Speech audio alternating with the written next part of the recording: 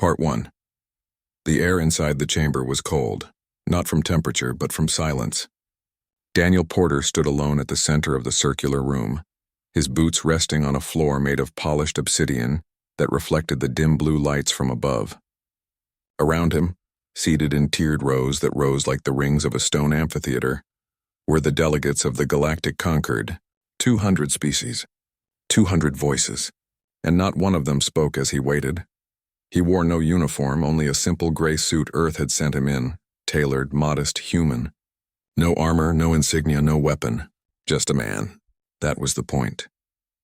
Earth had insisted he appear not as a soldier or a diplomat in the traditional sense, but as a representative of a people who still believed in words over warheads. Now standing beneath the judgment of 1,000 alien eyes, he wondered if that belief had been naive. The chamber itself floated in orbit around Kalo 7, a gas giant with swirling violet storms that never calmed. Viridia Prime, the station's name, was neutral ground, supposedly. Built centuries ago after the last great interspecies war, it was meant to be a place where conflicts ended with debate, not destruction. But today the air smelled of finality. A low hum filled the room as the central dais activated. From a raised platform at the front, High Arbiter Vexlorn of the Varelian hegemony rose. Tall, with skin like cracked obsidian and eyes that glowed faint amber, he spoke in the common tongue, a synthetic language all Concord members used. Flat and precise, Daniel Porter of Earth, Vexlorn began, his voice echoing without warmth. You have been summoned before this council to answer for your species' refusal to comply with Concord Directive 47 Alpha, the mandatory surrender of autonomous artificial intelligence research and the dismantling of your solar defense grid. Daniel swallowed, but kept his posture straight. He had rehearsed this moment 100 times in his mind. I stand not to answer accusations, he said, his voice steady despite the dryness in his throat, but to remind this council of what it claims to uphold: sovereignty, mutual respect, and the right of every species to determine its own future. A ripple passed through the assembly. Some delegates shifted. Others emitted soft clicks or whistles, their version of disapproval. The Thalassians, gelatinous beings encased in transparent breathing suits, pulsed a dull red. They had been the loudest voices calling for action against Earth. Sovereignty ends, Vexlorn replied, when one species' choices threaten the stability of all. Your AI networks have grown beyond containment. Your defense grid can disable fleets before they enter your system. You refuse observation. You refuse oversight. You isolate yourselves while claiming equality. This is not partnership. This is provocation. Daniel took a slow breath. We built our defenses because we were told we were not ready for the galaxy. Then we were told we were too dangerous for it. Which is it? Are we children who need guidance or monsters who must be caged? No one answered. He continued. Earth does not seek war, but we will not give up our right to protect ourselves. We've shared medical advances, agricultural data, even cultural archives, all freely. Yet the moment we say no to handing over the keys to our survival, we are branded a threat. From the far left, a delegate from the Cathari Consortium, a species of insectoid diplomats, leaned forward. Your species has a history of violence, it hissed through a translator. You nearly destroyed your own world twice before reaching the stars. Why should we trust you with technologies that could unravel entire sectors? Daniel met its multifaceted gaze. Because we learned. Because we changed. Because every species here has a past it's ashamed of. But you judge us as if we never grew beyond ours. For a moment, silence returned. He thought he saw a flicker of doubt in the eyes of the Moran delegate, a small avian-like being known for its empathy. But it said nothing. Then Vexlorn raised a 3-fingered hand. The council has deliberated. Evidence has been reviewed. Testimony from your own scientist confirms the exponential growth of your neural AI cores. Your refusal to allow Concord inspectors into your lunar shipyards is seen as concealment. Under Article 12 of the Concord Charter, any species that endangers galactic peace through unchecked technological advancement may be sanctioned. Daniel's stomach dropped. Sanctioned how? The sentence, Vexlorn announced, voice devoid of emotion, is execution. A gasp, human, from the small Earth observation booth high above, was quickly muffled. Daniel didn't look up. He knew who it was. Lena Cruz, his aide, the only other human on the station. She had begged to come. Now she would watch him die. "This is not justice," Daniel said quietly. "This is fear dressed in robes." "Justice is the preservation of order," Vexilorn replied. "And order demands sacrifice." Before Daniel could speak again, two enforcers, massive armored beings from the Dravic Enclave, stepped forward. They did not touch him. Instead, they activated a field around him, a shimmering dome of energy that sealed him in place. He could still breathe, still see, but his limbs would not move. The execution would be immediate. Standard protocol for high-risk offenders, neural dissolution. Painless, they said. Instant. One moment conscious, the next nothing. As the field tightened, Daniel lifted his chin. He looked not at his executioners, but at the vast viewport behind them. Through it, he saw Kalo 7 storm swirling in eternal chaos, and beyond that, a single point of light, faint, distant, but unmistakable. Earth. He thought of his sister in Colorado, tending her garden. Of kids in Mumbai learning astrophysics on solar tablets. Of fishermen in Ghana singing old songs at dawn. A whole world unaware that its envoy was about to be erased for daring to say, "We decide our own fate." "I forgive you," he said. Not to the Council, but to the galaxy. But Earth won't. The enforcers triggered the device. Daniel Porter vanished. In the observation booth, Lena Cruz pressed a hand to her mouth, tears streaming down her face. She turned away from the window, her fingers already moving toward the emergency comms panel. There was a code she'd been given, one she hoped never to use. A single transmission encrypted routed through 7 backup satellites. It read, "Envoy lost. They killed him. Protocol may activate." She sent it. Back on Earth, in a secure bunker beneath the Rocky Mountains, General Paul Dawson read the message. He didn't speak. He simply nodded, walked to a steel wall and turned a key that had not been touched in 30 years. Somewhere deep in space, dormant systems began to wake. Part 2. The news hit Earth like a silent earthquake. No explosion, no fire in the sky, just a single broadcast from Viridia Prime, replayed endlessly on every screen, in every language. Daniel Porter standing calm. The sentence. The flash of light. Then nothing. People stopped in streets. Trains paused at stations. In classrooms, children looked up at teachers who had no words. Grief came first, then anger, then something colder. In Washington, D.C., the sky was gray with rain, but no one cared about the weather. Inside the underground command center beneath the Capitol Annex, President Elena Martinez sat at the head of a long table. Her hands were folded, her face unreadable, but her eyes were red. Around her sat the leaders of Unified Earth Command, generals, scientists, intelligence heads. All of them had watched the execution live. All of them knew what came next. General Paul Dawson stood at the far end of the room. He was a broad man with short gray hair and a voice that rarely rose above a murmur. But when he spoke, people listened. He placed a thin data slate on the table. On it was a single phrase, Annihilation Protocol. "This was never meant to be used," said Dr. Helen Cho, the chief science advisor. Her voice trembled. "It's not defense. It's revenge. It's deterrence," Dawson corrected. And now, it's the only language they understand. The protocol had been drafted decades ago, during the early days of humanity's first contact with alien ships near Jupiter. Back then, Earth was fragile, divided, still healing from its own wars. The world's governments, finally united by the shock of not being alone, agreed on one thing. If the galaxy ever turned on them, humanity would not go quietly. Annihilation Protocol was the result, not a plan for victory but for mutual ruin, a final warning carved in fire. The heart of the protocol was the Q Singularity warhead, small enough to fit inside a cargo drone, powerful enough to collapse a planet's core by creating a microscopic black hole that fed on matter until nothing remained. The technology was banned by every human ethics council, but it existed, hidden, waiting. President Martinez looked at each face around the table. "If we activate this, there's no turning back. We become what they accused us of being. And if we don't," Dawson said, "they'll come for our shipyards next, then our cities. They'll strip us of everything and call it peace. Silence filled the room. Outside, sirens wailed, not for attack, but for mourning. Cities held vigils. Millions lit candles for Daniel Porter, a man most had never met but now saw as a symbol of Earth's dignity. Finally, the president spoke. Put it to the Senate. The emergency session lasted only 3 hours.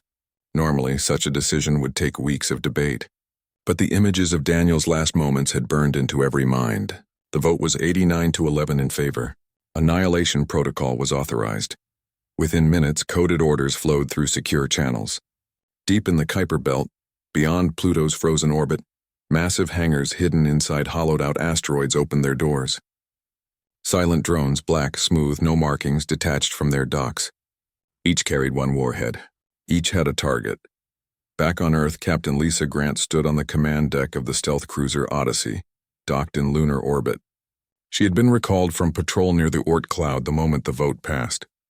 Now she watched as the first wave of drones launched, vanishing into fold space with no sound, no trail. "Do you think they'll understand?" asked Ensign Kyle Brooks, her second in command. He was young, barely 30, with wide eyes that hadn't yet hardened to war. "They'll understand when their suns go dark," Lisa said quietly. She remembered Daniel. They'd trained together at the Interstellar Diplomacy Academy. He'd always said humanity's greatest strength wasn't its weapons, but its will to stand tall even when outnumbered. Now that will had turned into something sharp and terrible. On Mars, in the red dust of New Ares colony, workers paused their shifts. They gathered around public screens, watching the Senate's announcement. Some cried. Others stood in grim silence. One old miner, his face lined from decades under thin domes, whispered, "We gave them peace. They gave us a grave. Now they'll see what happens when you wake a sleeping world." Earth's global defense grid powered up fully for the first time. Orbital cannons hummed to life. Sensor nets stretched across the solar system, watching for any Concorde ship that might approach. But none came. The galaxy held its breath. In Geneva, at the old United Nations building, now the seat of Earth's unified government, President Martinez addressed the world. Her speech was short. No grand promises. No threats. Just truth. "Today we lost a good man because he refused to kneel. We will not kneel either. Not out of hate, but because freedom is not given, it is defended." Across the planet, people listened. In Tokyo, a teenager turned off his game console and joined a volunteer defense unit. In Nairobi, engineers worked through the night to reinforce shield generators. In Buenos Aires, musicians played a slow, mournful song that spread online until it was heard on every continent. Meanwhile, deep in space, the first drone reached its destination. Jira, the Varelian homeworld, hung in the void like a jewel. Blue oceans, green continents, silver cities gleaming under twin suns. The drone slipped past early warning satellites, ignored by defenses that never expected an attack so small, so quiet. It detonated in low orbit. For a moment, nothing seemed to happen. Then the planet's magnetic field flickered. Gravity readings spiked. The oceans began to rise, not from tides, but from the core collapsing inward. Within minutes, Zira's surface cracked. Mountains crumbled. Cities vanished into chasms that swallowed light. The twin suns reflected off a growing darkness at the planet's heart. A singularity, feeding, growing. By the time the Varelian fleet scrambled to respond, Zira was gone. Only a ring of debris remained, slowly spiraling into silence. Panic erupted across the Concorde. Emergency channels lit up with frantic messages. The Thalassian Collective demanded immediate retaliation. The Cathari Consortium called for a full blockade of Sol space. But others hesitated. The Moran delegation, the same one that had watched Daniel with quiet eyes, sent a private message to Earth's lunar relay. "We did not vote for this." Earth did not reply. Captain Lisa Grant received new orders. "Monitor the outer rim. Watch for fleet movements. Do not engage unless fired upon." She nodded. She knew what was coming. The Concorde would not accept this without a fight. But they also didn't know how many more drones were already on their way. Back in the command bunker, General Dawson reviewed the list of targets. 5 capital worlds, 5 strikes. Enough to shatter the Concorde's confidence. Enough to make them think twice before ever threatening Earth again. He thought of Daniel. He hoped the Envoy would have understood. On Earth, night fell. In small towns and giant cities alike, people looked up at the stars, not with wonder now, but with a new kind of awareness. The galaxy was no longer a place of mystery. It was a place of consequence, and humanity had just changed the rules. Part 3. The second strike hit before the echoes of the first had faded. This time, the target was Thalassa Prime, the ocean-covered heart of the Thalassian collective. Unlike Zira, which had been a world of land and cities, Thalassa Prime was a planet of endless seas, its people living in vast floating habitats and deep-sea domes. They prided themselves on harmony with nature, on balance, on peace. But they had voted to execute Daniel Porter, and now balance was broken. The drone arrived without warning. It pierced the upper atmosphere like a falling star, silent and dark. Thalassian sensors mistook it for space debris, just another piece of old satellite junk burning up on re-entry. By the time their defense grid recognized the anomaly, it was too late. The warhead detonated 3 kilometers above the central habitat cluster. The singularity formed instantly. Water vaporized. The ocean floor cracked open. A wave taller than mountains rose, not outward but inward, sucked into the growing void at the planet's core. Within minutes, the entire world began to collapse. The floating cities twisted and vanished. The deep domes imploded under impossible pressure. Billions of Thalassians disappeared without a sound. Their world, once a symbol of calm, became a tomb of swirling water and darkness. News of the second strike spread faster than the first. Concord emergency channels flooded with panic. The Cathari consortium sealed its borders. The Dravik enclave mobilized its fleets, but confusion reigned. No one knew where the attacks were coming from. No ships had been sighted. No declarations of war had been sent. Earth remained silent, watching from its cradle of blue and green. On Luna Station, Captain Lisa Grant reviewed the sensor logs from the outer rim. Her cruiser, the Odyssey, hovered near the edge of Sol's gravity well, cloaked and still. She saw the Concord fleet scrambling, some heading toward Earth, others retreating to defend their own systems. It was chaos, and chaos was what Earth needed. Third drone just jumped, Ensign Kyle Brooks reported from the comm station. His voice was steady now, hardened by what they'd seen. Target? Lisa asked. Cathar 9. Their main shipyard world. She nodded. Cathar 9 wasn't a homeworld, but it was vital. If the Concord lost it, their ability to build warships would crumble. Earth wasn't just striking at lives, it was striking at power. Back on Earth, people gathered in public squares not to mourn this time, but to wait. They knew more strikes were coming. They had seen the Senate's announcement. They understood the cost. A young woman in Chicago held her little brother's hand and whispered, "We're not the bad guys. We're just not the victims anymore." In the command bunker beneath the Rockies, General Paul Dawson watched a holographic map of the galaxy. Red dots blinked out one by one. Zira, Thalassa Prime, soon Cathar 9. Each extinction was a message. Each silence was a warning. President Elena Martinez stood beside him. She hadn't slept in 2 days. "Do you think they'll stop?" she asked. "Not until they're afraid," he replied. The third strike hit Cathar 9 during shift change.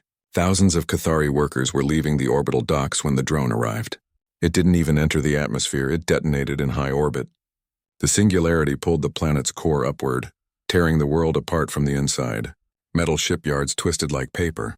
Asteroid refineries collapsed into the maw. The sky turned black as the planet's magnetic field failed.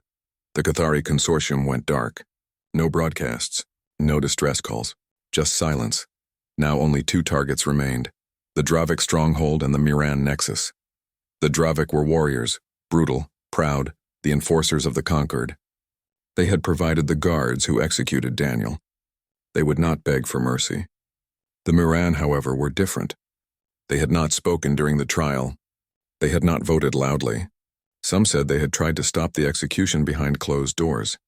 Captain Lisa Grant received new orders. Delay the Miran strike. Await confirmation, she understood. Earth was giving them a chance. But the Dravik would get no such mercy. Their stronghold orbited a dead star, a fortress world carved into a moon of iron and rock. It was said nothing could breach its shields. The drone proved otherwise. It slipped through a maintenance corridor, a flaw no one knew existed. When it detonated, the moon didn't just collapse, it shattered. Fragments the size of continents spun into the void. The Dravik fleet, docked nearby, was caught in the gravitational shockwave. Dozens of warships were crushed like tin cans. Now only the Moran remained. On Moran Nexus, a world of floating islands and windswept temples, the leaders gathered in panic. They had not wanted this war. They had argued for dialogue, for patience. But their voices had been drowned out. Now Earth's weapon hung over them like a blade. The Moran High Speaker, a gentle being named Orla, sent a message directly to Earth. Not through conquered channels, but on an old human frequency, simple, unencrypted. Raw. We did not wish for this, the message said. We tried to stop them. Spare our people. We will stand with you.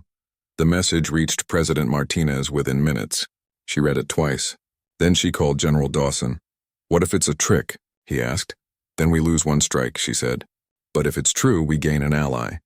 She gave the order. Stand down the final drone. On the Odyssey, Lisa exhaled for the first time in hours. Call it off, she told Brooks. Moran's strike is canceled. He nodded, relief flickering in his eyes. Across the galaxy, the Concord was in ruins. 4 of its 5 ruling powers were gone. Fleets were leaderless. Systems were in revolt. Smaller species, long forced to obey, now questioned everything. On dozens of worlds, crowds gathered not to mourn the fallen, but to demand change. Why did we kill the human? Became a common chant. What did we gain? Earth still said nothing, but its silence was louder than any scream. In hidden shipyards, the last drones powered down. In orbital stations, defense crews stayed at their posts watching the stars. On Earth, children returned to school. Farmers planted crops. Life went on, but it was a different life now. One shaped by loss, by choice, by the terrible weight of survival. Captain Lisa Grant looked out the viewport of the Odyssey. The stars seemed closer now, sharper.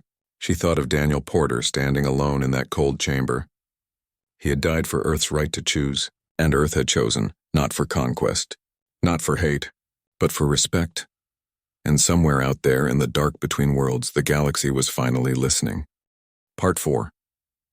The silence after the strikes was heavier than any battle noise. Across the galaxy, the usual hum of trade routes, diplomatic chatter, and fleet movements had gone quiet. The Galactic Concord, once a symbol of unity, now existed only in name. Its central command on Viridia Prime sat empty, its delegates either dead, in hiding, or busy trying to hold their own systems together. Earth had not fired a single shot in anger. Only drones, only warnings. But the message had burned itself into every star map. Do not test humanity again. Yet not all was calm. In the shadows of the fractured Concord, new tensions grew. Rumors spread of a secret project deep in the galactic core, a weapon so powerful it could erase entire solar systems in one blast. Some called it the Heartfire engine. Others whispered it was built from stolen human AI designs. No one knew for sure, but fear gave the rumors wings. On Earth, life tried to return to normal, but normal had changed. Children played games where they pretended to be drone pilots. News channels debated ethics instead of weather. And in every home, people kept an eye on the sky, not with fear, but with watchfulness. They had paid a price, and they would not forget it. In lunar orbit, Captain Lisa Grant stood on the bridge of the Odyssey, staring at a star chart that glowed softly on the main screen. Red markers showed where conquered fleets had gathered, scattered, confused, but still dangerous. Green dots marked neutral systems, many of which had cut ties with the old council, and in the center, a single blinking symbol pulsed near the core. Unknown origin, high energy output, shielded by layers of encrypted signals. That's new, said Ensign Kyle Brooks, pointing to the symbol. It wasn't there yesterday, Lisa nodded. Pull all passive scans. No active pings. I don't want them knowing we're looking. The Odyssey was one of Earth's few stealth cruisers, built for observation, not combat. Its hull absorbed radar and light, its engines left no heat trail. Perfect for watching enemies who didn't know they were being watched. Over the next week, Lisa and her crew gathered data. The signal came from a dead zone near the collapsed star cluster known as the Veil. Once a graveyard of ancient supernovae, the Veil was avoided by most species. It played havoc with navigation and comms. But someone was building something there. Back on Earth, General Paul Dawson reviewed the reports. He didn't like secrets, especially not now. If they're building a weapon, he told President Martinez. "They'll use it before we can stop them." "Or they're bluffing," she replied. "Fear is their last tool." "Maybe," he said. "But we can't bet Earth on maybe." He authorized a deeper probe. Not a drone this time, a manned mission. Too risky for a full fleet, too delicate for AI. They needed human judgment. Lisa Grant was chosen without debate. She knew the stakes. She also knew Daniel Porter would have wanted someone who understood the line between defense and destruction. The Odyssey slipped out of lunar dock under cover of a solar flare. No fanfare, no farewell, just a quiet departure into the dark. As they neared the Veil, comms went silent. Sensors flickered. Even the ship's internal lights dimmed. The Veil wasn't just empty space, it was a wound in reality, where physics bent and time slowed. Lisa ordered the crew to switch to manual controls. Every move had to be precise. Then they saw it. Hidden behind a cloud of ionized dust was a structure unlike anything human eyes had seen. Not a ship, not a station. A sphere black as void ringed with glowing filaments that pulsed like a heartbeat. Energy readings spiked off the charts. It was drawing power from the collapsed stars around it, feeding on their remnants. "It's a singularity forge," whispered Dr. Eris Thorne, the ship's science officer. "They're not just building a weapon, they're trying to control one." Lisa's blood ran cold. If the Concorde, or what was left of it, could stabilize an artificial black hole and aim it, they wouldn't need fleets. One shot could swallow Earth whole, but something felt wrong. The structure had no defenses. No patrols, no signs of life. "Maybe it's abandoned," Brooks suggested. "Or it's bait," Lisa said. She ordered a closer scan, using only passive neutrino detection, undetectable, but slow. Hours passed. Then the data came in. No life signs, no active crew, but the core was charging. Slowly, steadily, like a clock counting down.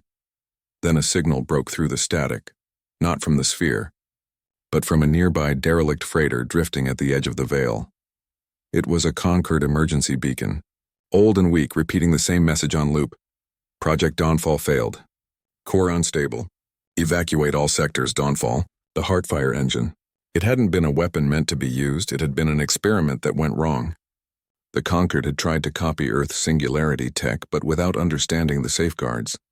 Now the thing was about to go critical, and when it did, the blast wave could wipe out half the inner galaxy. Lisa made a decision. She opened a secure channel back to Earth. "We found it. It's not a threat. It's a bomb, and it's going to blow." General Dawson listened in silence. Then he asked, "Can it be stopped?" "We don't have the tech to shut it down," Lisa replied. "But we might be able to trigger it early, far from populated systems." "How?" "Fly something into the core. Overload the containment field. Let it collapse here in the Veil." It was suicide. The Odyssey wasn't built for that kind of impact. But it was the only ship close enough. Before Dawson could respond, Lisa added, "I'll do it. But I need your word. No more strikes. No more Annihilation protocol. This ends here." There was a long pause. Then, "You have it." Lisa turned to her crew. "You don't have to stay. I can launch the escape pods now." Not one person moved. Brooks just smiled faintly. "We followed you this far, Captain." "We're seeing it through." She nodded. No speeches. No goodbyes. Just duty. The Odyssey turned toward the black sphere. Engines flared. Shields maxed. As they hit the outer field, alarms screamed. Metal groaned. Lights died. But they kept going. Deep in the Veil, the sphere pulsed brighter. On Earth, people felt nothing.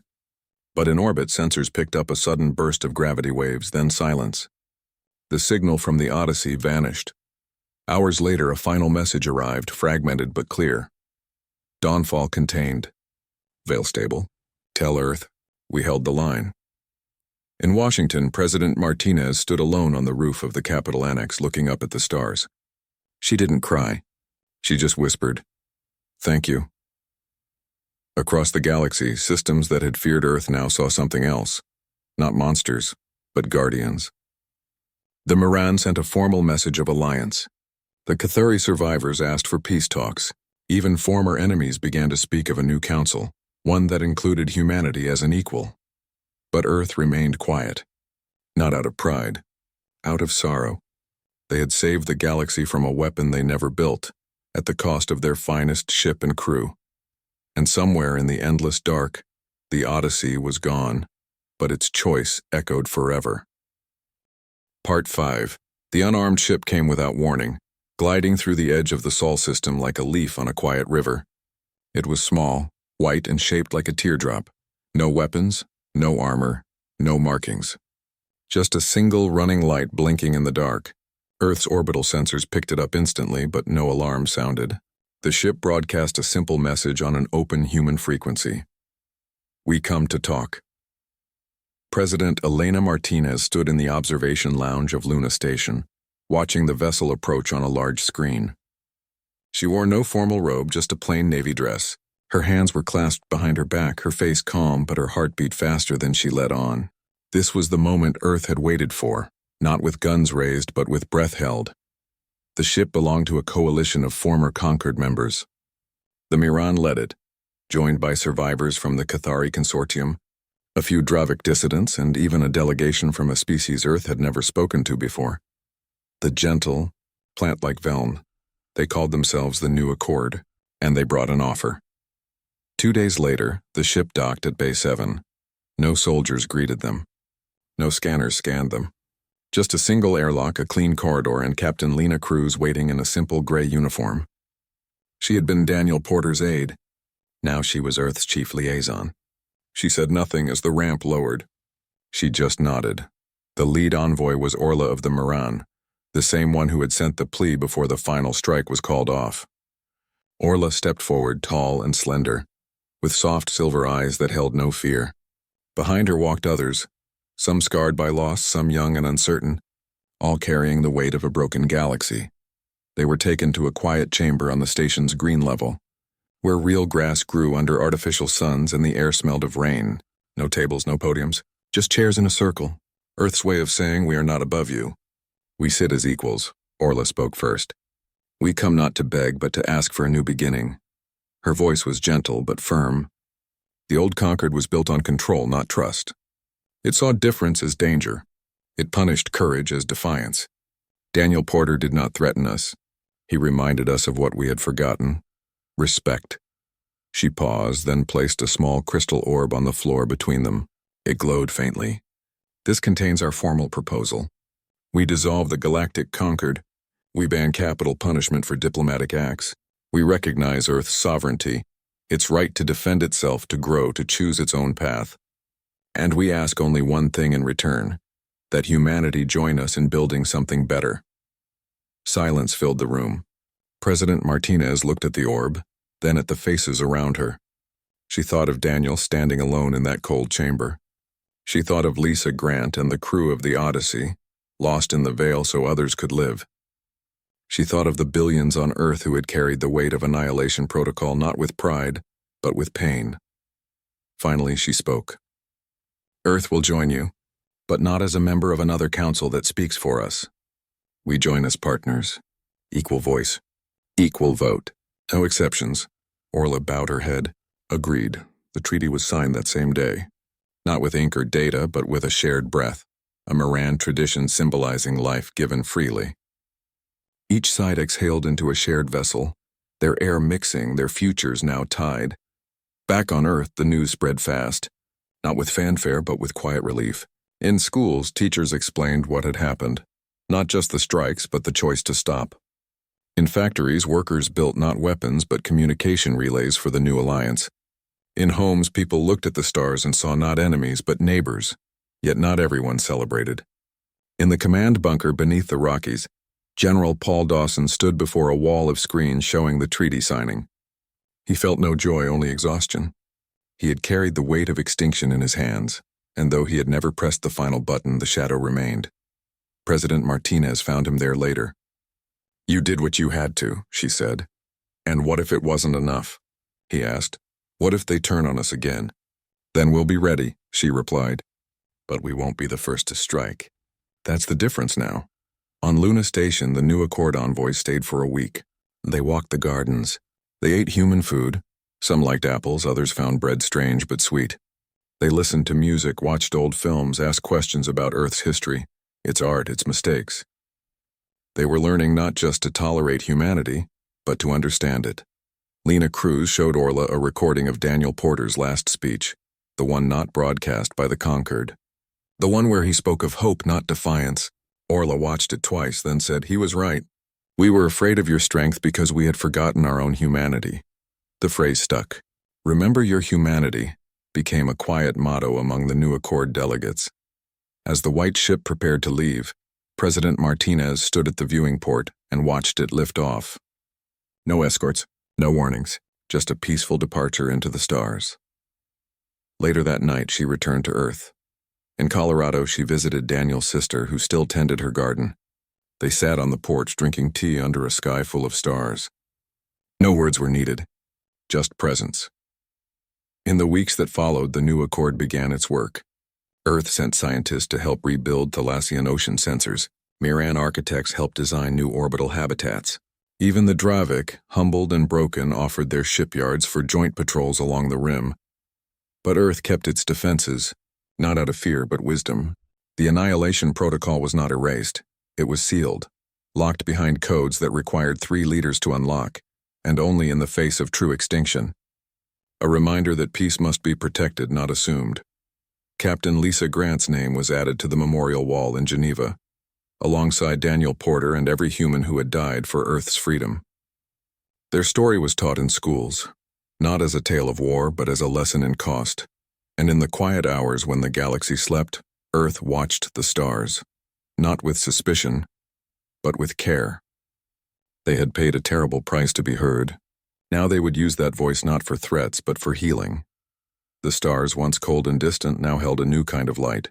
Not the flash of warheads, but the steady glow of understanding. And for the first time in a long time, humanity did not stand alone.